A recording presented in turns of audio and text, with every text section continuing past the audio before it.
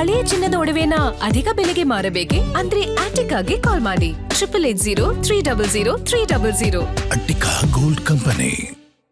ಭ್ರಷ್ಟ ಮಂತ್ರಿ ನಾಗೇಂದ್ರ ಅವರ ಬಗ್ಗೆ ಮಾನ್ಯ ಮುಖ್ಯಮಂತ್ರಿಗಳು ತಳೆದಿರುವಂತಹ ನಿರ್ಧಾರವನ್ನು ನೋಡಿದರೆ ಯಾವುದೇ ಕಾರಣಕ್ಕೂ ಕ್ಯಾಬಿನೆಟ್ಟಿಂದ ಕೈ ಬಿಡಲ್ಲ ಅನ್ನುವ ಚರ್ಚೆ ಇವತ್ತು ಆಡಳಿತ ಪಕ್ಷದಲ್ಲಿ ಏನು ಮಾಡ್ತಾ ಇದ್ದಾರೆ, ಇದೆಲ್ಲವನ್ನು ಕೂಡ ನೋಡಿದರೆ ಕಾಂಗ್ರೆಸ್ ಸರ್ಕಾರ, ಕಾಂಗ್ರೆಸ್ ಪಕ್ಷ ಮತ್ತೊಮ್ಮೆ ರುಜುವಾತು ಮಾಡಿದೆ.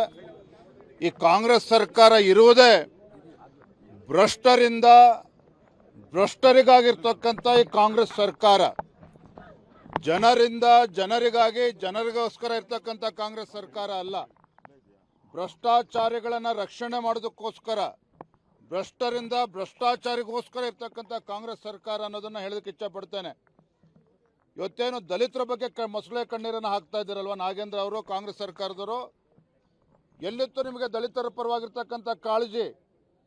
ವಾಲ್ಮೀಕಿ ಅಭಿವೃದ್ಧಿ ನಿಗಮದ ಹಣವನ್ನು ಲೂಟಿ ಮಾಡಬೇಕಾದ್ರೆ ದಲಿತರು ನೆನಪಾಗ್ಲಿಲ್ವಾ ನಾಗೇಂದ್ರ ಅವರೇ?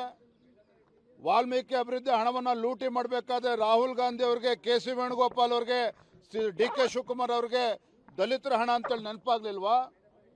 ಇವತ್ತು ದಲಿತರ ಮೇಲೆ ಅಂತೇಳಿ ನಾವು ಟಾರ್ಗೆಟ್ ಮಾಡ್ತಿದ್ವಿ ಅಂತೇಳಿ ನಮ್ಮ ಮೇಲೆ ಆರೋಪ ಮಾಡ್ತಿರಲ್ಲ. ನಿಮ್ಗೇನಾದರೂ ನಾಚಿಕೆ ಮಾನ ಮರ್ಯಾದೆ ಕಾಂಗ್ರೆಸ್ ಸರ್ಕಾರಕ್ಕೆ ಏನಾದ್ರು ಇದ್ದರೆ ಈ ಸಬಬನ್ನು ಕೊಡುವುದನ್ನು ಬಿಟ್ಟು ದಲಿತರ ಅಭಿವೃದ್ಧಿಗೆ ಮೀಸಲಿಡ್ತಕ್ಕಂಥ ಹಣವನ್ನು ಲೂಟಿ ಹೊಡೆದಿರುವಂತಹ ನಾಗೇಂದ್ರ ಅವ್ರನ್ನ ಸಚಿವ ಸಂಪುಟದಿಂದ ಕೈ ಬಿಡಬೇಕು. ಮಾನ್ಯ ಮುಖ್ಯಮಂತ್ರಿಗಳು ಕೇಳೋದಕ್ಕೆ ಇಚ್ಛಪಡ್ತೇನೆ.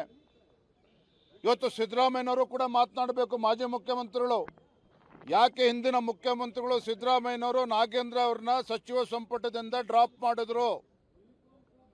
ಇಂದಿನ ಮುಖ್ಯಮಂತ್ರಿಗಳು ಡಿ ಕೆ ಶಿವಕುಮಾರ್ ಅವರು ಅವ್ರನ್ನ ಕ್ಯಾಬಿನೆಟ್ಗೆ ತೆಗೆದುಕೊಂಡಿದ್ದಾರೆ ಅಂತ ಹೇಳಿದ್ರೆ ಅಂಥ ಬದಲಾವಣೆ ಏನಾಗಿತ್ತು? ಏನೋ ಕ್ಲೀನ್ ಚಿಟ್ ಕೊಟ್ಟಿದ್ರಾ? ಎನ್ಫೋರ್ಸ್ಮೆಂಟ್ ಡೈರೆಕ್ಟರೇಟ್ ಕ್ಲೀನ್ ಚಿಟ್ ಕೊಟ್ಟಿದ್ಯಾ? ಯಾರು ಕ್ಲೀನ್ ಚಿಟ್ ಕೊಟ್ಟಿದ್ದಾರೆ ನಿಮಗೆ? ಯಾವುದೇ ಕ್ಲೀನ್ ಚಿಟ್ಟು ಸಿಕ್ಕಿಲ್ಲ. ತನಿಖೆ ನಡೀತಾ ಇದೆ, ಚಾರ್ಜ್ ಶೀಟ್ ಕೂಡ ಸಲ್ಲಿಸಿದ್ದಾರೆ. ಇವತ್ತು ನಾಗೇಂದ್ರ ಅವರನ್ನ ಒಬ್ಬ ಭ್ರಷ್ಟನನ್ನ ಮತ್ತೆ ಸಚಿವ ಸಂಪುಟಕ್ಕೆ ಸೇರಿಸಿಕೊಂಡು ರಾಜ್ಯದಲ್ಲಿನ ದಲಿತ ಸಮುದಾಯಕ್ಕೆ ಮೋಸ ಮಾಡಿದ್ದೀರಿ, ವಂಚನೆ ಮಾಡಿದ್ದೀರಿ ಅಂತ ಹೇಳಿ ಈ ಸಂದರ್ಭ ಹೇಳೋದಕ್ಕೆ ಇಚ್ಛಪಡ್ತೇನೆ. ಈಗಲೂ ಹೇಳ್ತೇನೆ, ಮಾನ್ಯ ಮುಖ್ಯಮಂತ್ರಿಗಳೇ, ನಿಮ್ಗೇನಾದರೂ ರಾಜ್ಯದ ಜ್ವಲಂತ ಸಮಸ್ಯೆಗಳ ಬಗ್ಗೆ ಚರ್ಚೆ ಆಗಬೇಕು ಅಂತ ಹೇಳಿದ್ರೆ, ರೈತರ ವಿಚಾರ ಆಗಲಿ, ಬರ, ವಿದ್ಯಾರ್ಥಿಗಳ ವಿಚಾರ ಇವೆಲ್ಲವೂ ಕೂಡ ಚರ್ಚೆ ಆಗಬೇಕು ಅಂತ ಹೇಳಿದ್ರೆ ಇವತ್ತು ನೀವು ಮನ್ಸು ಮಾಡಿದ್ರೆ 24 ಗಂಟೆಯಲ್ಲಿ ನೀವು ಸಚಿವನನ್ನು ಕ್ಯಾಬಿನೆಟ್ಟಿಂದ ಕೈ ಬಿಡ್ಬೋದು ನಾಗೇಂದ್ರ ಅವ್ರನ್ನ. ಅದನ್ನು ಮಾಡೋದನ್ನು ಬಿಟ್ಟು ನೀವು ಕೂಡ ಇವತ್ತು ಬೀದಿಗಳದ್ದು ಪ್ರತಿಭಟನೆ ಮಾಡೋದಕ್ಕೆ ಕೊಟ್ಟಿದ್ದೀರ. ರಾಜ್ಯದ ಜನ ಎಲ್ಲವನ್ನೂ ಕೂಡ ಗಮನಿಸ್ತಾ ಇದ್ದಾರೆ. ಈ ಕಾಂಗ್ರೆಸ್ ಸರ್ಕಾರ ಭ್ರಷ್ಟಾಚಾರವನ್ನು, ಸಚಿವರ ಭ್ರಷ್ಟಾಚಾರಿತನವನ್ನು ಎಲ್ಲವನ್ನೂ ಕೂಡ ಗಮನಿಸ್ತಾ ಇದ್ದಾರೆ. ಮಾನ ಮರ್ಯಾದೆ ಏನಾರು ಇದ್ದರೆ ದಯವಿಟ್ಟು ಅವನನ್ನು ನಾಗೇಂದ್ರನ ಕೈ ಬಿಡಬೇಕು. ಅದು ಒಂದು ಮಾತು ಹೇಳ್ತಾನೆ, ಇನ್ನೇನು ಸದನ ಮುಗಿತದೆ, ಇದರಿಂದ ಪಾರಾಗ್ತೇವೆ ಅನ್ನೋ ಭ್ರಮೆನಲ್ಲಿ ಇವತ್ತು ಕಾಂಗ್ರೆಸ್ ಸರ್ಕಾರ, ಮುಖ್ಯಮಂತ್ರಿಗಳು ಏನಾರು ಇದ್ದರೆ ಅದು ಖಂಡಿತ ಸಾಧ್ಯ ಅಲ್ಲ. ಈ ಹೋರಾಟ ಸದನದ ಒಳಗಡೆನೂ ಕೂಡ ನಡೀತಾ ಇದೆ. ರಾಜ್ಯದಲ್ಲಿ ಎಲ್ಲ ಜಿಲ್ಲೆಗಳಲ್ಲೂ ಕೂಡ ನಮ್ಮ ಹೋರಾಟ ನಡೀತಾ ಇದೆ.